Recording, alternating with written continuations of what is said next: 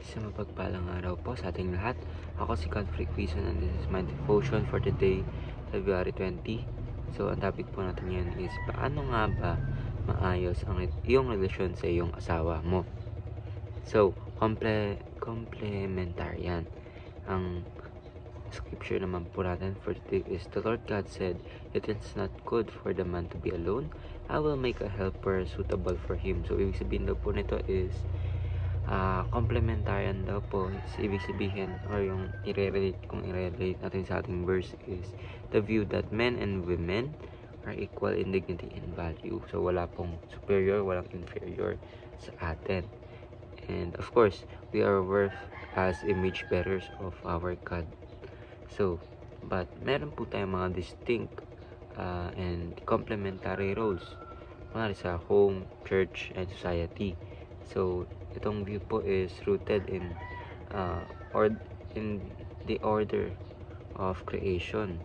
Kasi where Adam was created first and given responsibility of leadership, si Eve naman po is created as a suitable helper. So, ang teaching po natin for today is equality and worth, diba? Husband and wife are equal in value and dignity. Ibig sabihin po, both men and women are created in God's image, meaning they have the same value in His eyes. Walang mababa, walang mataas sa paningin ng ating Panginoon, kundi pantay-pantay tayo lahat. Second teaching is husband and wife are designed differently. Sabihin po nito is God created men and women with unique traits and roles. So si Adam po was given leadership and responsibility while Eve was made as a suitable helper. Parang ginaguide niya rin po yung partner, yung lalaki, yung babae, yung mag-care, yung mag-aalaga, diba, sa lalaki. So, third teaching is husband and wife complement each other. Ibig sabihin po is, in marriage, husbands are called to lead in love and wives to submit and respect. So, this creates balance po on God-honoring relationship.